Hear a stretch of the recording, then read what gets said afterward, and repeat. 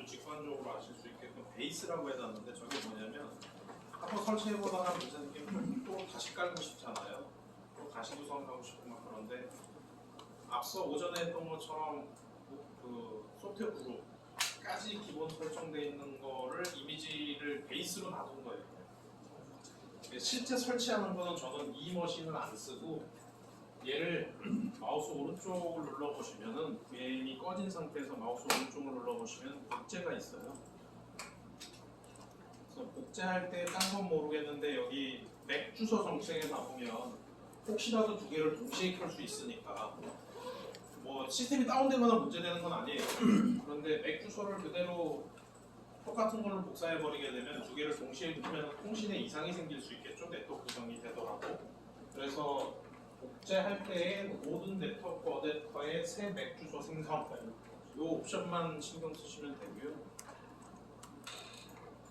그 다음에 다음 하셔서 뭐 이거를 똑같이 유지할 필요는 없는 거니까 하드웨어 UID도 유지하면 안 되죠. 왜냐면 라이센스 새로 받아야 되니까. 근데 쓴 기존 라이센스를 계속 쓰고 싶으시면 그렇게 하셔도 되긴 하는데 여기에서 완전한 복제 이렇게 해주시면 그렇게 해서 만든 게 제가 지금 싱글 다시 테스트라고 해서 하나 만든 거예요. 그러면 저거 가지고 싱글 다시 테스트로 막 설치하거나 구성하다가 패키지 하다가 뭐 잘못되면 다시 또 새로 깔아야 되면 처음부터 하면 많이 힘들잖아요. 제가 푹 지워버리고 복제 그래서 또 복사해서 하면 되니까 원고해드리고 싶은 거는 말씀드린 것처럼 OS 설치까지 다 끝났으면 일단 셧다운 하신 뒤에 복제해서 하시기를 좀 권고드리고요. 이렇게 해놓으면 또 그 드린 거에서 혹시 관심이 있어서 30 그 설치 패키지도 만약에 그 카피를 하셨다면 요거 3개를 카피하면 되겠죠. 3개를 카피해서 호스트 이름만 다 다르게 지금 이렇게 로그인 한 다음에 리눅스 명령어들 찾아보시면 많이 있어요. 호스트네임이 지금 얘는 설정이 처음부터 한 거니까 설정이 안 돼 있어서 지금처럼 저는 일부러 설정을 안 한 거예요. 여러분들에게 보여드리려고. 그러면 명령어 중에 호스트네임 컨트롤이 있어요. 그래서 set 이쪽으로 까먹었다. 그러면 호스트네임 컨트롤에 set 호스트네임에서 NDT 데모 호스트네임을 저는 NDT 데모로 이렇게 세팅하고 싶은 거예요. 뭐 이런 명령어들이나 이런 거 구글링 해보시면 많이 나올 거고요. CentOS 뭐 호스트네임 변경하기 뭐 이렇게 해서 찾으시면 나올 거고요. 이 명령을 실행한 뒤에 호스트네임에서 가보면 좀 전에 설정한 NDT 데모로 호스트 이름이 바뀌었죠. 그래서 30도 그 베이스를 하나 만들어 놓고 3개를 카피하고 호스트네임만 다 바꾸는 거예요. 그 다음에 ETC 밑에 호스트에다 등록만 해주면 지금 기본으로는 아마 등록이 안 돼 있을 거예요. 여기에는 그 30 설치 스크립트는 제가 나중에 좀 개선하고 업데이트하면서 ETC 밑에 호스트 등록이 안 돼 있더라도 스크립트에서 제가 어느 서버의 IP가 뭐다 1번, 2번, 3번 서버의 IP만 입력해 주시면 ETC 밑에 호스트도 다 업데이트를 해주는 구조로 만들어 놓게 했어요. 그리고 호스트네임을 로컬로 설정하거나 그러면은 설치 스크립트가 빠져나올 겁니다. 호스트네임 먼저 설정하라고. 그 이유는 전에 말씀드렸던 것처럼 저희 미들웨어 4가지 중에 무엇보다도 중요한 그 RabbitMQ라는 메시지 큐 그 소프트웨어가 반드시 호스트네임 기반으로 해서 동작하도록 되어져 있다 보니 반드시 호스트네임이 설정돼야지만 설치 스크립트를 기동하고 동작시킬 수 있다라는 부분이고요. 카피를 다 해가셨으면은 지금 그 MDT 언더바 원노드 뭐 이런 게 있잖아요. 실제로 여러분들은 아마 요 화면을 보고 계실 것 같아요. 요 화면을 보고 계실 거고 여기에서 설정하신 루트 암호로 해서 로그인을 하시면 로그인 하신 다음에 IF 컨피그로 해서 전체를 다 보실 수도 있습니다만 그냥 어댑터별로 IP 어드레스 설정된 거하고 상태값만 간단하게 나오는 명령이 IP-BR A라는 옵션을 주면 이런 인터페이스가 있고 하나, 둘, 3개가 지금 업이 돼 있고 2개는 다운돼 있고 얘의 IP는 뭐고 얘가 아마 NAT로 설정된 그 이더넷 장치인 것 같아요. 그 다음에 8번이 이게 아까 말씀드렸던 버추얼 네트워크로 연결이 된 것 같고 3번이 이게 172번으로 설정된 거 보니까 저게 어댑터의 브릿지한 녀석으로 설정이 된 것 같습니다. 자, 자, 오전에 하나 잘못 말씀드린 게 어댑터에 브릿지하거나 호스트 전용 그 네트워크를 쓸 경우 이 두 가지 다 이 호스트에서 접속이 가능해요. 제가 아마 잠깐 생각해 보니까 오전에 말씀드릴 때 그 어댑터에 브릿지하면 호스트하고 통신이 안 된다라고 말씀드렸던 것 같은데 그건 IP를 못 받았을 때 얘기예요. 그냥 어댑터에 브릿지하면 받아야 되니까 제가 서비스하는 망에 있는 IP를 받아야 되는 건데 제 사내는 지금 다른 테스트 때문에 제가 172번 50에 4의 망에 지금 다른 데서 지금 DHCP 하나 돌리고 있는 게 있어요. 제가 테스트한다고 올려놓은 게 그게 있어서 IP를 받다 보니까 받고 나서 보니까 아 맞다 아침에 제가 요걸 깜빡하고 통신 안 되는 걸 잘못 얘기 드린 것 같다 싶은 걸 알게 됐고요. 자 이렇게 하신 다음에 지금 배포해드렸던 그 패키지를 사실 이 서버로 올려야 되잖아요. 올리는 방법은 여러 가지가 있을 텐데 저는 그 터미널 중에 뭐 혹시 뭐 푸티, 테라텀, 엑스텀 뭐 이런 거 다 써보셨나요? 안 써보시면 써보셨으면 그 터미널 여시면 그 터미널 통해서 이 호스트 쪽으로 배포해드린 그 설치 패키지 파일을 옮길 수 있을 거예요. SCP나 뭐 FTP를 이용하시든 뭐 어떤 툴을 이용하셔서 옮기실 수가 있을 거고요. 만약에 옮기는 게 불편하시거나 안 되면은 얘기 주시고 지금 와이파이는 다 연결되실 거죠 지금. 스리에스 게스트로 구글링에서 테라텀이라고 이 녀석 이름이 테라텀이에요. 제가 쓰는 게 저는 그냥 이게 편해서 이거 쓰는 거고요.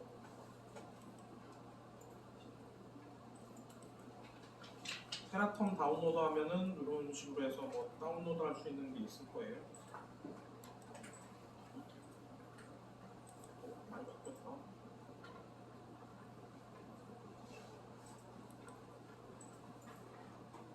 테라-텀 소프트 오닉.kr 요 URL로 가니까 바로 다운로드 할 수 있게끔 돼 있는데 저는 이걸 쓰는데 얘는 그냥 파일 업로드 할 때 그냥 드래그 앤 드랍으로 해서 갖다 붙여놓고 폴더만 지정해주면 SCP로 자기가 옮겨주는 거예요.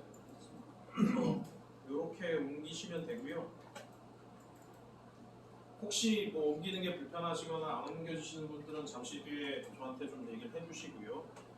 옮겨온 내용에 대해서 보시면 이렇게 돼 있을 거고 압축돼 있는 거에서 다른 명령에서 이 Z가 압축을 의미하고요. X는 푸는 거고 V는 베리파이 하는 거고요. 그래서 압축을 푸시면은 풀리는 내용 보시면은 다 RPM이죠. .rpm에서 쭉 넘어갔고 그 다음에 이제 실제 저희 서비스 파일들이 쭉 카피되고 있는데 RPM이 앞서 말씀드렸던 미들웨어 4개에 대한 패키지들 그리고 가상환경 중에서 필요한 모듈 중에 앞서 오전에 말씀드릴 때 저희가 클라이언트하고 통신하는 그 화면을 송출하는 데 사용되는 프로토콜로 RDP하고 스파이스라는 녀석을 지원한다고 얘기 드렸는데 스파이스 서버 모듈도 저 패키지 안에 다 들어있어요. RPM으로. 그래서 RPM으로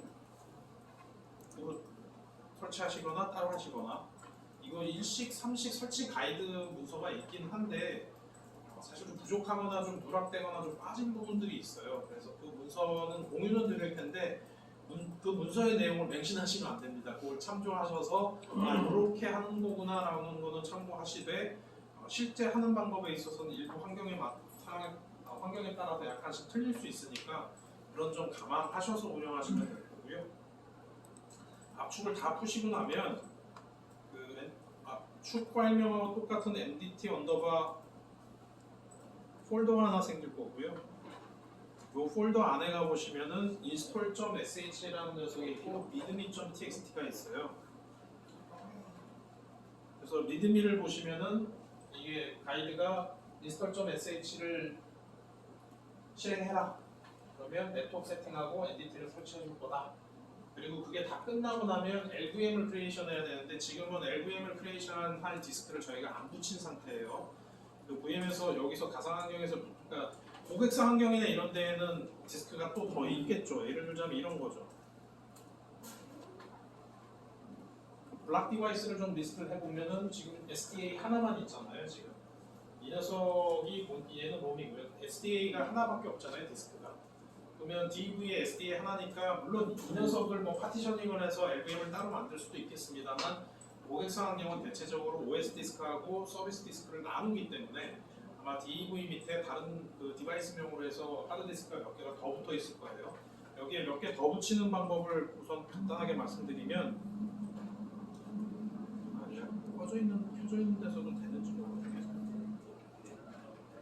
아마 안 되지 않을까 싶은데 저장소에 가서 네, 지금 켜져 있어서 안 되네요. 요 녀석으로 켜져 있으니까 요 녀석으로 예를 들어 보여드릴게요.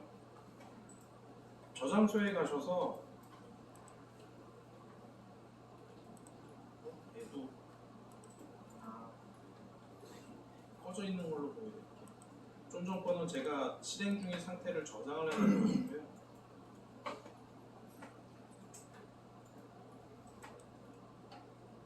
지금 보시면은 컨트롤러를 제가 SATA를 선택한 다음에 하드디스크를 추가하기를 하면 여기에다가 제가 이름을 예를 들어서 추가로 만들기지. 추가로 만드는데 여기에서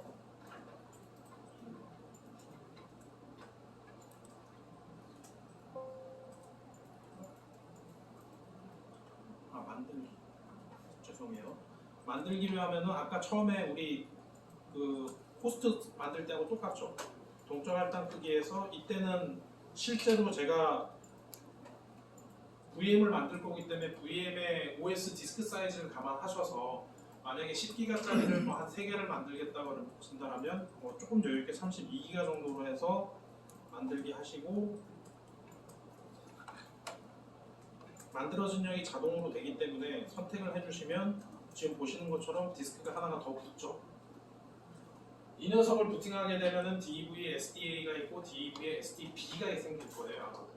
아마 같은 SATA 컨트롤러에다가 두 번째 디스크를 붙인 거기 때문에 디바이스의 노드명이 SDA 다음에 SDB로 붙을 거예요. 그러면 그 SDB로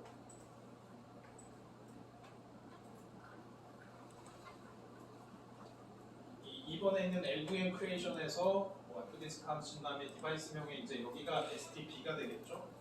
이렇게 해서 쭉 만들어 주시면은 LVM이 만들어지고 거기를 이용해서 저희 NDT가 서비스를 하는 그런 구조라고 보시면 되고 라이센스는 보내드리는 제가 담아주신 내용을 기준으로 해서 발행이 되면은 다시 또 USB에 담아서 드릴 거예요. 그러면 그 라이센스 파일을 요 위치에다 옮기는데 파일명이 반드시 license key.xml이어야 됩니다.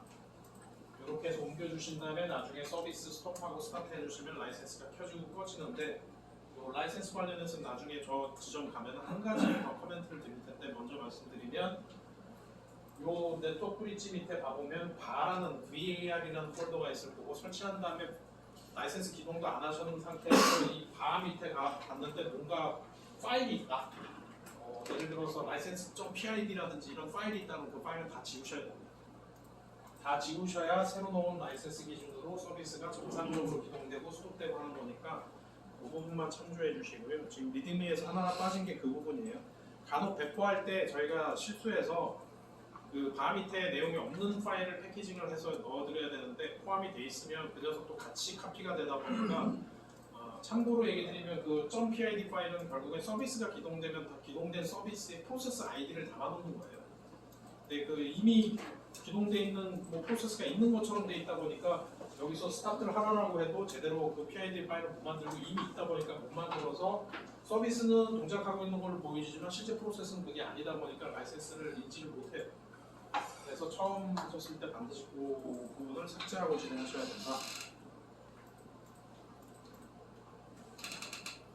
그래서 지금 패키지 파일을 다 서버로 옮기시는데 말씀드렸던 것처럼 이 명령으로 IP-BRA 해서 아마 192.168대로 아마 IP가 하나씩 잡혀 있을 텐데 처음에 하셨을 때 아마 저 IP가 안 올라오고 저기가 비어 있는 녀석이 있을 거예요. 그 경우에는 그 설치하시는 과정 중에 네트워크 그 스위치 네트워크 어댑터를 ON하는 옵션으로 설치를 안 해주셔서 그런 거예요. 그거는. 근데 그 녀석은 어떻게 하냐면 ETC 밑에 sysconfig라는 폴더가 있고 네트워크 스크립트라는 폴더에 가보시면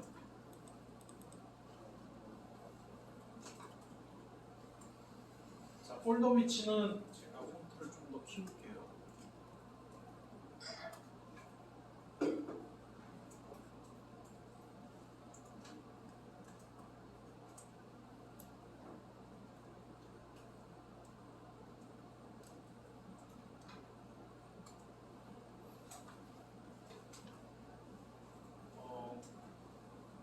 폴더 위치는 etc 밑에 sysconfig 밑에 네트워크 다시 스크립트라는 폴더에 가보시면 ifcfg 다시로 시작되는 파일이 몇 개가 있을 거예요. 그 중에서 앞서 보셨을 때에 ip-bra 명령했을 때에 389 뭐 이렇게 쭉 나왔잖아요. 그런데 여기에서 가보시면은 아마 이 L5라고 되어 있는 녀석이 기본 디바이스일 것 같고요.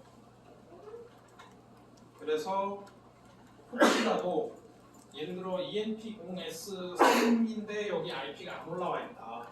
그런데 여기는 업으로 돼 있다. 그러시면 VI 또는 빔으로 해서 ifcfg-ENP0S3번을 열어보시면 제일 아래쪽에 온부트에 이게 로드 돼 있을 거예요.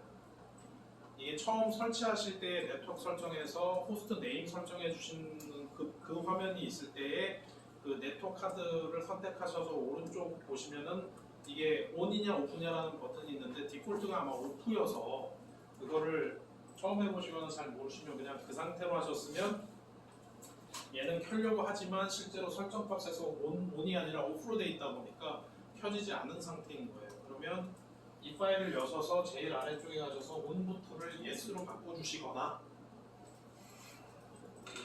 만약에 지금처럼 이 파일에서 yes로 바꾸신 상황이라면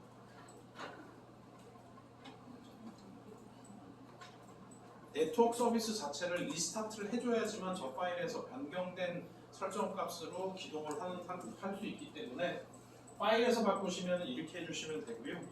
파일은 나중에 바꾸고 지금 급하니까 빨리 했으면 좋겠다 그러면 아예 IF 업 하시면서 EMP0S3번 이렇게 해주시면은 저기 인터페이스 업이고요. 이더넷 카드를 바로 즉시 켜주는 거예요. 온부트 할 때 못 켰지만 수동으로 제가 지금 바로 켜주는 명령어가 IF 업하고 디바이스 명이거든요.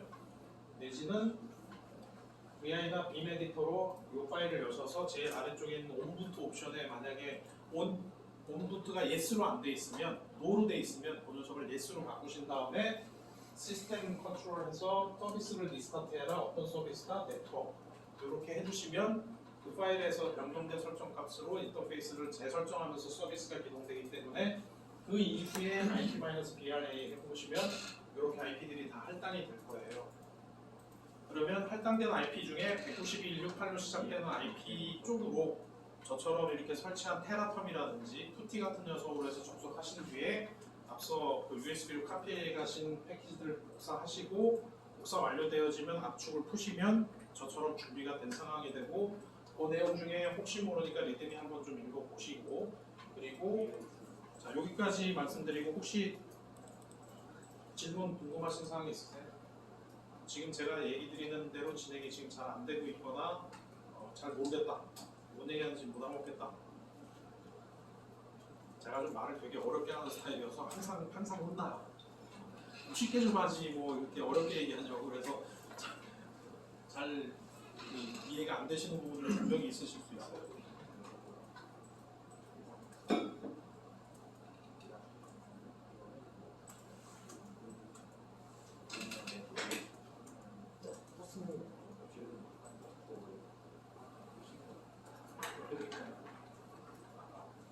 말씀드린 내용대로해서 파일 올리고 뭐 터미널 설치하시고 하는 작업 하시는 동안에 잠깐 그 install.sh의 내용을 좀 훑어가 보면 실제로 혹시 그 뭐 C쉘이나 뭐 배쉬나 이런 쉘 스크립트 같은 걸 해보신 분들은 이걸 열어보시면 무슨 작업을 어떻게 하는지를 금방 아실 수 있을 거예요.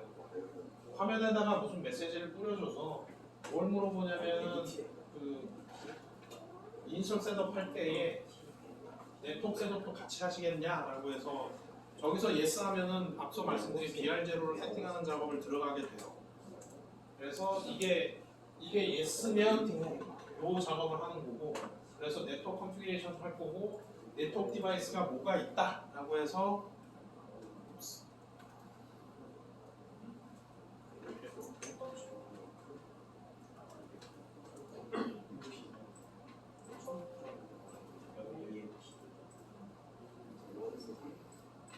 네트워크 디바이스가 뭐가 있다라고 해서 쭉 리스트를 해주고, 그래서 폰딩할 걸 어떤 걸로 할 거냐, IP 어드레스는 어떻게 줄 거냐, 뭐 이런 것도 이제 입력해 주는 거죠.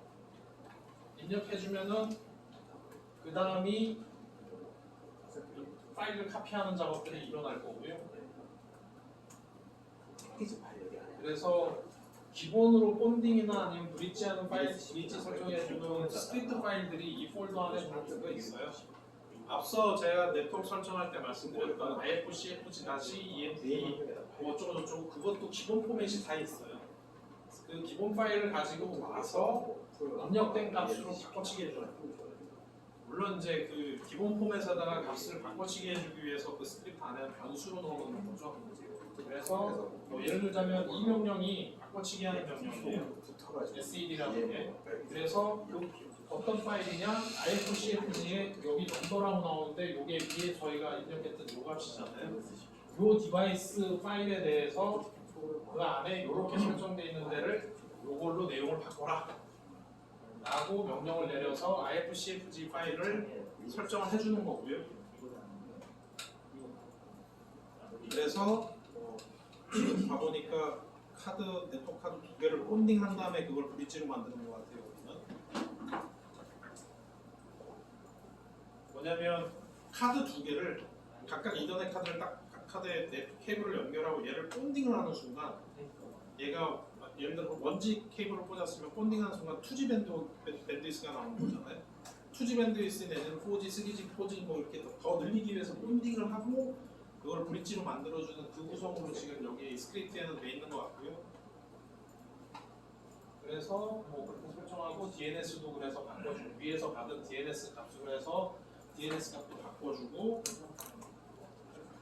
이렇게 설정이 네트워크 설정이 끝나면 여기에 호스트 네임을 읽어와서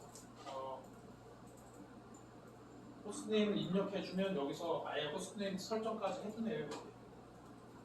해주고 그 다음에 이거를 제가 연 내용이 이제 여기부터 나오는데 혹시 SE 리눅스라고 아세요? 들어보셨어요?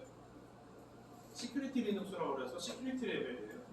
근데 저게 만약에 이네이블이 돼 있는 순간 어떤 일들이 생기냐면 파일 시스템을 액세스하거나 어떤 데몬 서비스에서 뭐 디렉토리를 액세스하거나 어떤 프로세스를 액세스하거나 뭐 데이터를 주고받거나 하려고 할 때 ACL이라고 혹시 들어보셨나요? 액세스 컨트롤 해주는 그 구성이나 설정들이 안 맞으면 기동이 안 돼요. 그래서 SE 리눅스가 돼 있게 되면은 예를 들어 대표적인 게 데이터베이스라든지 MQ도 마찬가지예요.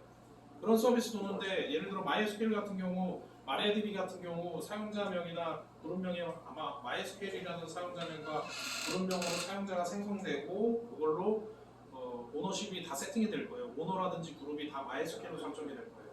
그런데 저희 서비스는 유저명이 MySQL이 아니잖아요.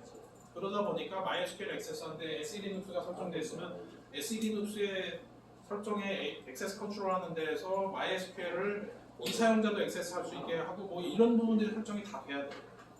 그래서 더 복잡해지는 거죠. 근데 단점은 이 보안 규정이 굉장히 까다로운 데는 이거 가지고도 딴지를 걸 수는 있긴 해요. 왜냐하면 최근에 리눅스 같은 경우도 뭐 옛날 같지 않아서 요즘은 바이러스도 그렇고 뭐 보안 침해 사고도 리눅스도 요즘 왕왕 생기긴 해요. 주로 윈도우가 타겟이었는데 요즘은 리눅스도 많이 쓰시다 보니까 타겟이 돼서 조금 민감한 데는 이 SE 리눅스 가지고 딴지 거시는 분들이 있긴 해요. 근데 이제 뭐 앞단에 또 그렇고 자체적인 파이어월로 그런 부분들을 막는 거니까 이게 얘 자체가 파이어월도 있으니까요. 어쨌든 저희 서비스가 원활하게 동작하려면 얘가 디세이블드가 돼야 돼요. SE 리눅스가 동작하면 안 돼요.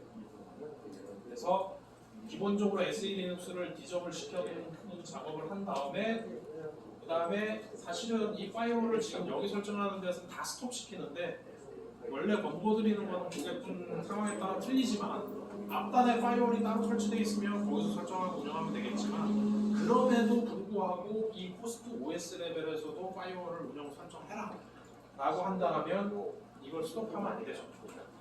그래서 파이어월에 대한 뭐 존 구성부터 해서 IP 테이블 상의 포트별로 뭐 파이어월도 그렇고 IP 테이블도 다 구성을 해줘서 뭐 보호막을 따로 쳐야 되는데 참고로 여기는 저희는 파이어월도 다 서비스를 내려버리고 못 시킨다는 게 일종의 마스킹까지 해버리는 거예요. 다시 재부팅이 되더라도 저 서비스는 다시 안 올라와요.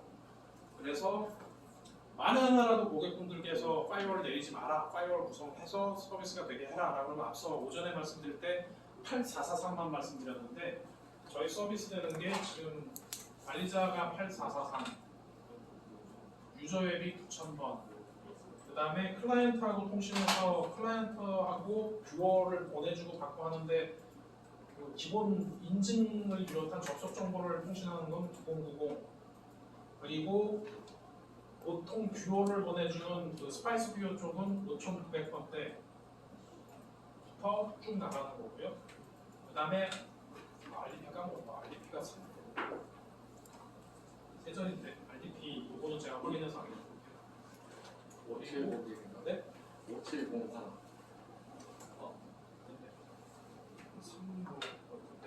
기본은 그래요. 기본은 변경하면 또 바꾸긴 하지만 기본은 그렇고 그 다음에 저희 필요에 따라서 DB 쪽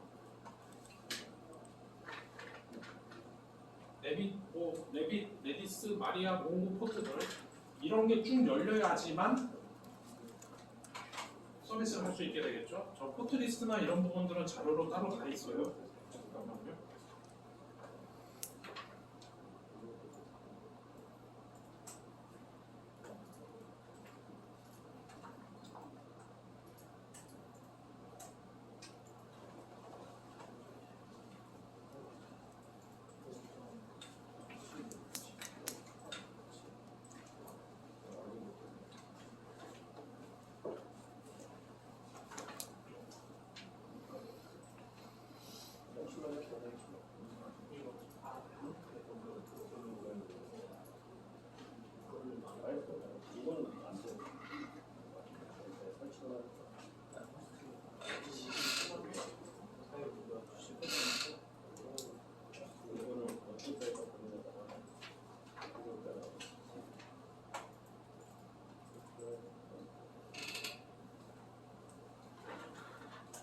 그 기본적으로 체크리스트나 이런 자료들은 추후에 아마 계속 공유되고 공지가 될 거예요. 그 맹신하시면 안 되지만 사이징하는 기본 툴도 있기는 해요. 그래서 뭐 호스트의 개수라든지 디스크 사이즈라든지 이런 걸 넣어주고 서버 개수를 뭐 몇 대로 하겠다라든지 이런 걸 설정해 주시면 여기 사이징까지 해주는 기본 툴까지는 있긴 합니다. 네. 그래서 지금 보시는 것처럼 RDP가 여기 있는데 3389 기본은 3389예요. 그래서 이 포트들을 열어줘야지만 파이어월에서 설정해줘야지만 서비스가 되는 겁니다. 그래서 이 엑셀 파일도 아마 공유가 될 거고요.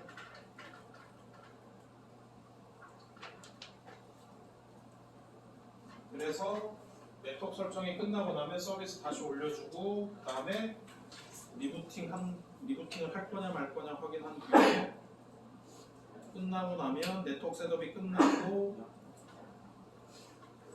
그 다음에 RPM들 쭉 설치합니다. 그래서 RPM 쭉 설치할 때 보면 여기 줌의 로컬 인스톨로 되어 있잖아요.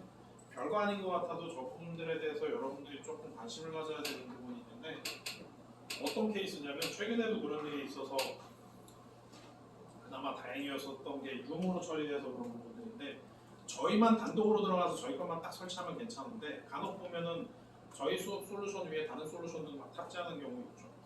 그런데 설치했던 상황을 뭐 예를 들어서 야 너네 거 깔았더니 우리 거 안 되잖아 너네 거 내려봐 그런 상황이 생겼을 때 만약에 유무로 안 하면 RPM들 지금 실제로 여기서 보시면은 파일로 들어가 보시면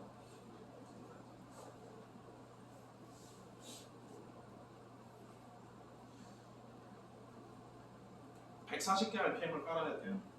이거 파일 리스트 만들어서 일일이 RPM-2, 뭐 2D 뭐 해서 다 그짓을 해요. 그런데 유무로 하게 되면 무슨 일이 있게 되냐면 저희가 작업한 레파스토리 정보들을 로컬 인스톨러에서 RPM을 설치하더라도 히스토리상에 이렇게 다 나오게 돼요. 그래서 유 명령을 써서 RPM을 제가 다운로드 받아서 어느 디렉토리에 놔두고 그 RPM을 로컬에, 그러니까 유인데 로컬 인스톨이죠. 그래서 유이지만 목적이 로컬 인스톨인 거예요. 그냥 인스톨이 아니고. 유메 인스톨을 하면 인터넷에서 그 OS상에 설정되어 있는 레파스토리 서치 순서에 맞춰서 하나씩 찾아가서 서버에 있는 거 다운로드 해가지고 RPM들 설치하는 거라면 로컬 인스톨은 지정해 놓은 데 있는 뭐 지금처럼 와일드카드를 써서 전체를 하기도 하고요. 그렇게 해서 저 RPM을 로컬에 있는 RPM으로 설치하라는 게 유메 로컬이에요. 저러면 유메 히스토리에 쌓여요. 히스토리에 쌓인다는 얘기는 역으로 뭘 할 수 있냐?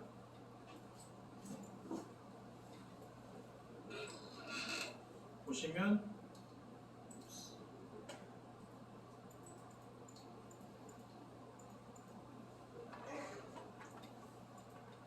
제가 수전증이 있어서 이걸로 보여드리려고 했더니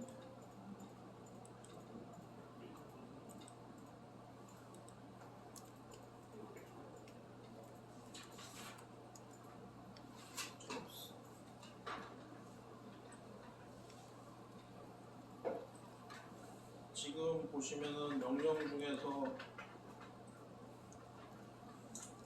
히스토리 명령에서 히스토리 뒤에 인포해서 제가 작업했던 내용에 대한 상세 내용을 볼 수도 있고요. 어떤 패키지들을 설치했고 설치 당시 메뉴 실행했던 명령어는 뭐고 그래서 어느 레파지토리 가서 다운로드를 했고라는 부분 패키지에는 어떤 것들이 있는지 볼 수도 있는데 언두가 있죠. 그래서 히스토리 언두 그리고 실제로 히스토리 상에서 표출되어지는 요 번호. 그래서 제가 설치한 게 만약에 뭐 1번이 맞는지 이 내용이 맞는지를 확인해 보는 게 히스토리. 이게 처음에 OS 설치다 보니까 이렇게 쭉 리스트가 되는데 위쪽에 올라가다 보면 위에 보시면은 얘가 무슨 작업을 한 거다라는 설명들이 이렇게 쭉 다 나와요. 그래서 로컬 인스톨을 했거나 제가 따로 뭐 인스톨을 했다라면 여기에 사용된 커맨드 리스트나 이런 것도 나오죠. 지금 이 녀석은 초기부터 트랜잭션 넘버 1이고 얘는 RPMDB가 이거라고 해서 OS 설치한 부분이 시스템에서 한 거고 시스템이 한 거잖아요 처음에. 그래서 OS 설치할 때 필요한 패키지들이 설치한 히스토리예요. 그래서 OS가 깔리고 나면 히스토리 1번은 무조건 있겠죠. 그 다음부터 설치하게 되면은 이제 히스토리 2번으로 해서 쌓이게 되는 거고요. 그래서 이렇게 하는 이유가 얘기 드린 것처럼 고객사에 갔더니 뭐 이런 상황에서 저희 패키지 다 깔고 서비스 구성 다 해놨더니 야 너네 때문에 안 돼, 너네 거 일단 빼봐. 좀 황당하잖아요 그런 상황에서. 근데 황당해할 필요 없다는 얘기죠. 히스토리, 언두, 번호 딱 주면은 저희 설치했던 패키지 싹 다 날라가요. 나머지 저희 서비스 파일들은 그냥 파일이에요. 서비스 기동 안 하면 그 녀석은 전혀 서비스에 영향을 미치는 부분이 아니에요. 윈도우로 치면 그냥 제가 파워포인트 하나 만들어서 넣어놓은 거하고 다를 바가 없어요.